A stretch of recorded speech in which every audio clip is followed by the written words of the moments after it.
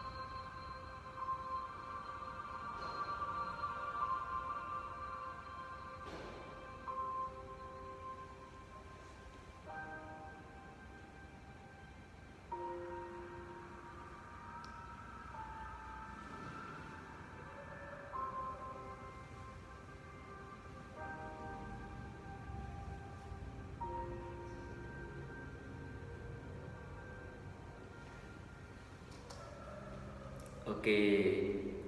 Nah, dari video tersebut ada yang tahu tadi candi apa? Nah, benar sekali. Itu tadi merupakan Candi Prambanan dan Candi Borobudur. Ada yang tahu Candi Prambanan dan Candi Borobudur itu peninggalan pada masa apa? Ya, Mbak Reza. Ya, benar sekali. Jadi Bapak perjelas lagi. Candi Prambanan merupakan candi peninggalan pada masa Hindu, sedangkan Candi Borobudur itu merupakan peninggalan pada masa Buddha. Nah, ada yang pernah ke sana? Masih ingin pernah? Dengan siapa? Keluarga? Oke. Baiklah kalau begitu. Jadi video tadi kaitannya dengan pembelajaran kita hari ini, yaitu tentang kehidupan masyarakat pada masa Hindu-Buddha.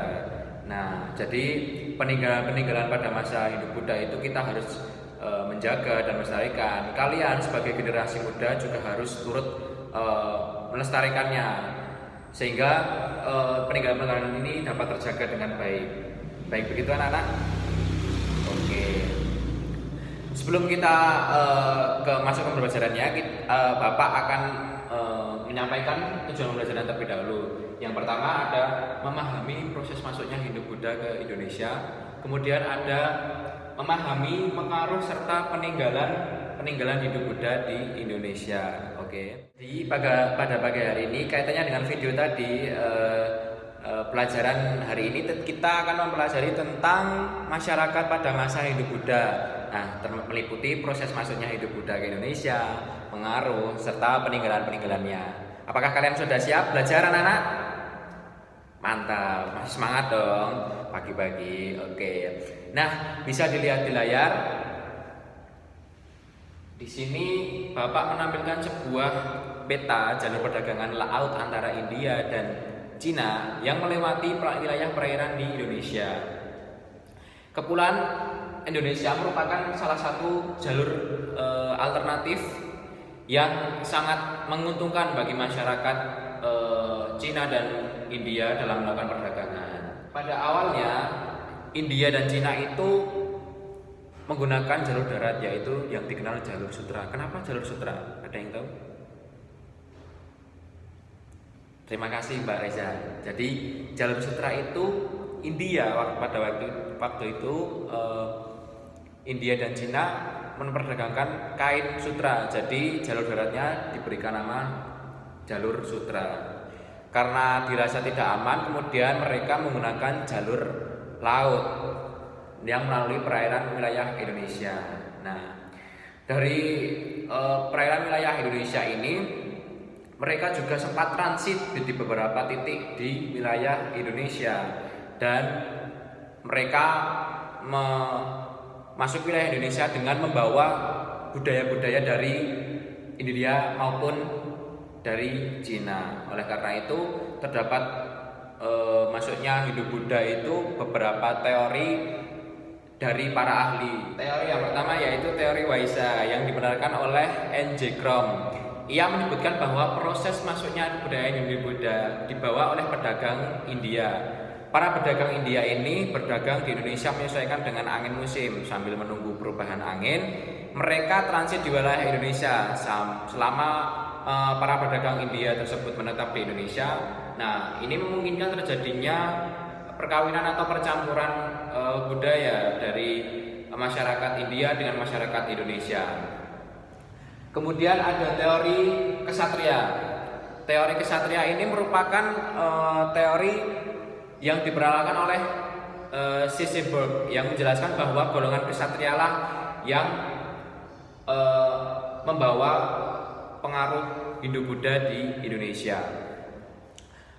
Kemudian ada teori Brahmana. Nah, teori Brahmana ini merupakan teori di mana golongan Brahmana lah yang mengantarkan Hindu-Buddha ke Indonesia, karena dibuktikan dengan huruf Pallawa dan bahasa Sanskerta, karena hanya golongan Brahmana lah yang mengerti bahasa dan huruf tersebut. Kemudian ada teori arus balik. Nah, teori arus balik ini merupakan teori di mana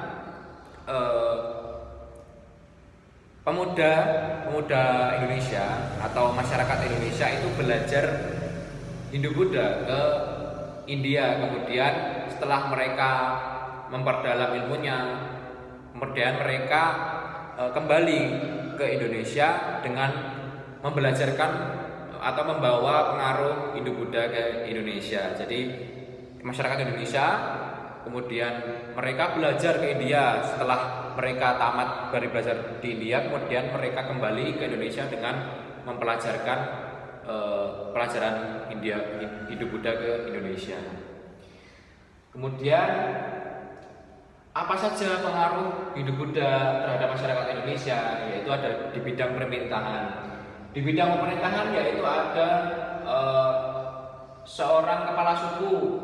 Kepala suku ini di Indonesia karena dapat pengaruh dari kebudayaan Hindu-Buddha, namanya menjadi raja, bukan kepala suku lagi. Kemudian di bidang sosial, ini golongan yang tadi Bapak sebutkan itu muncul di dalam sistem kasta. Seperti contohnya itu di Bali. Di Bali itu ada sistem kasta yang masih kental. Yang pertama itu ada Brahmana, golongan yang paling atas ini Brahmana. Kemudian diikuti dengan golongan ksatria, pedagang, dan sudra. Kemudian di bidang ekonomi. Nah, di bidang ekonomi dari jalur peta tadi kita sudah mengetahui bahwa perdagangan di Indonesia itu sudah pesat ya. Jadi pengaruh Hindu-Buddha itu membawa ekonomi Indonesia juga menjadi meningkat karena jalur perdagangan tadi yang dilewati India dan Cina. Kemudian ada bidang agama, sudah jelas di bidang agama juga Hindu disebarkan, kemudian ada Buddha juga, di mana di bidang agama ini sudah sangat kental sekali, apalagi dengan dibuktikan dengan adanya candi-candi. Nah, ada bidang kebudayaan juga. Nah, ini beberapa foto peninggalan pada masa Hindu-Buddha. Ada candi, kemudian stupa, gapura, pertirtaan atau pemandian suci di kalangan raja. Kemudian ada patung atau arca, relief. Relief ini merupakan seni ya yang terdapat pada dinding biasanya terdapat pada candi. Tapi relief ini juga suatu hal tentang pada masa Hindu-Buddha itu. Kemudian ada prasasti juga. prasasti atau tulisan pada batu yang memuat berbagai informasi tentang sejarah atau peringatan atau catatan suatu peristiwa. Kemudian ada kitab yang kita ketahui ada kitab Sutasoma, dan yang terakhir ada upacara keagamaan. Oh, ada lagi wayang. Nah, wayang ini merupakan seni pertunjukan ya, sudah pada tahu pasti wayang. Tapi kita kalian harus sebagai generasi muda juga harus menjaga dan melestarikan peninggalan-peninggalan pada masa hidup Buddha. Baik, dari sini sudah paham semuanya? Paham kan? Alhamdulillah kalau sudah paham. Jadi Bapak akan membuat sebuah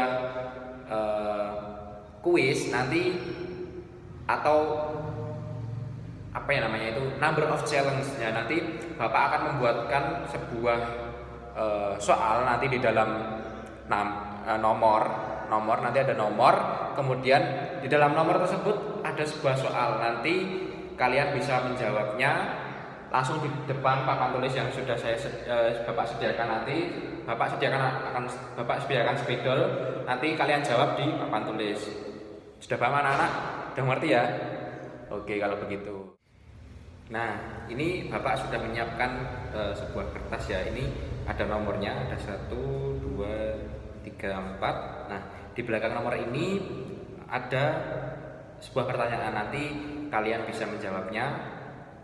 Kemudian jawaban tersebut ditulis di papan tulis. Oke anak-anak, Bapak beri waktu berapa ya? 2 menit ya? Oke. Baik, kalau begitu ini silahkan cepet-cepetan ya. Oke, di sini sudah ada 4 pertanyaan ya. Yang di belakang kelihatan kan? Oke kalau kelihatan ya. Di sini prasasti, benar. Relief. Pertanyaan tadi apa? Tulisan yang terdapat pada dinding candi, relief, benar. Kemudian ada pertirtaan. Ini pertanyaannya, pemandian suci di kalangan istana. Pertirtaan benar apa salah? Benar ya anak-anak? Nah, kemudian ada pertanyaan apa? Tulisan yang memuat keterangan tentang cerita atau catatan sejarah. Oke, kitab. Benar atau salah anak? Benar ya? Benar semua. Oke, dari pertanyaan yang Bapak berikan semuanya dijawab dengan benar semua ya. Jadi kalian dari pelajaran yang Bapak berikan sudah paham semua ya anak-anak?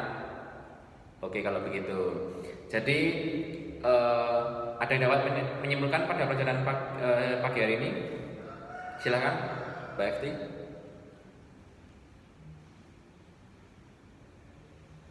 Ya, terima kasih Mbak Efti. Jadi yang dapat kita simpulkan pada pelajaran hari ini yaitu kalian sebagai generasi muda harus menjaga dan melestarikan budaya-budaya yang menjadi peninggalan-peninggalan hidup Buddha.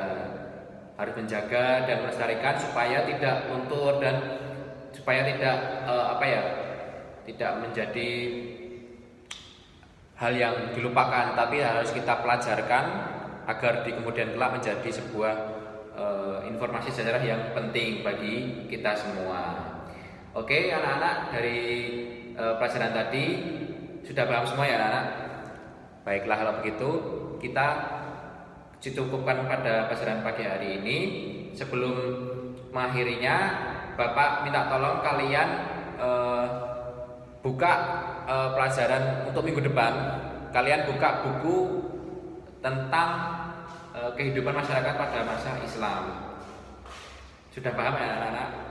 Kehidupan pada masyarakat Islam, kehidupan masyarakat pada masa Islam. Oke? Untuk pelajaran pagi hari ini Bapak tutup dengan berdoa terlebih dahulu.